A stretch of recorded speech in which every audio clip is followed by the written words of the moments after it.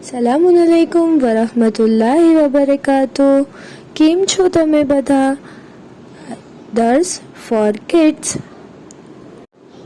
આજનો આપણો ટોપિક છે ઇમ્પોર્ટન્સ ઓફ પેરેન્ટ્સ, એટલે કે પેરેન્ટ્સનું આપણી લાઈફમાં ઇમ્પોર્ટન્સ, એમનું મહત્વ.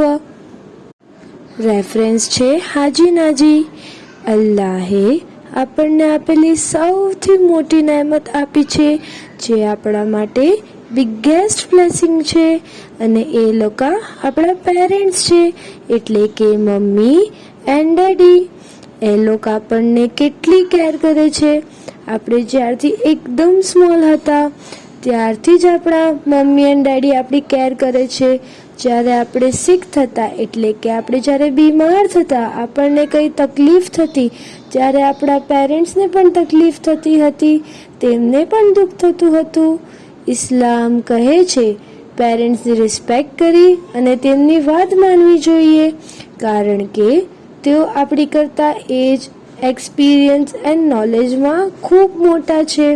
આપણે પેરેન્ટ્સ સાથે રિસ્પેક્ટથી વાત કરવી જોઈએ. જે લોકો પોતાના મમ્મી એન્ડ ડેડી સાથે ગુડ બિહેવિયર રાખશે, એમની બધી વાતો માનશે, તેનાથી અલ્લાહ તાલા ખુશ થશે. અને અલ્લાહે આપણને હંમેશા પેરેન્ટ્સની રિસ્પેક્ટ કરવી જોઈએ અને એમના માટે દુઆ કરવી જોઈએ.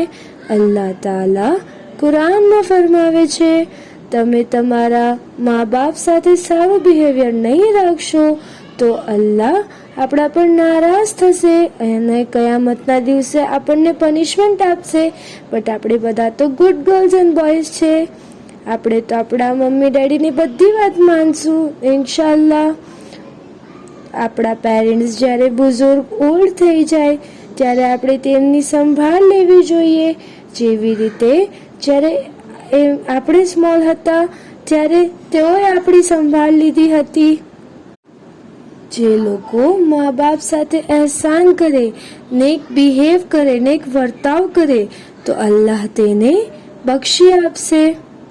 હવે આપણે જોઈએ કે આપણે મમ્મી ડેડી સાથે કેવી રીતે વાત કરવી જોઈએ.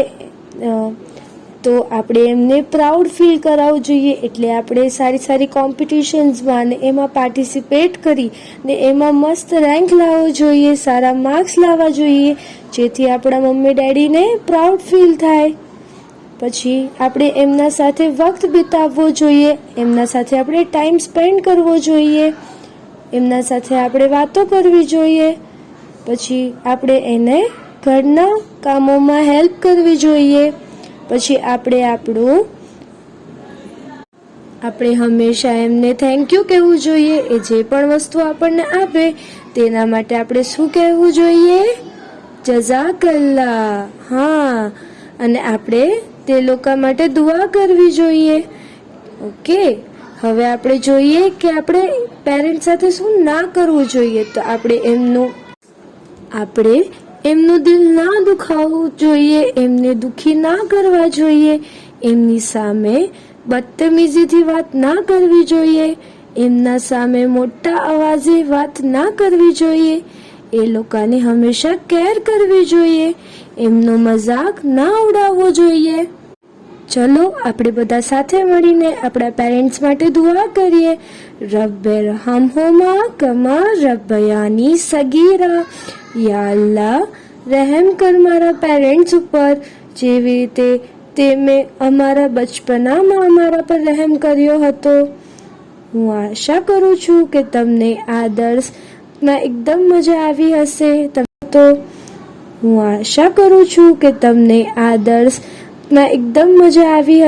તમે લોકો ખૂબ એન્જોય કર્યું હશે અને નવી નવી વસ્તુઓ શીખી હશે. જઝાકલ્લા. ખુદા હાફિઝ. દુઆમાં યાદ.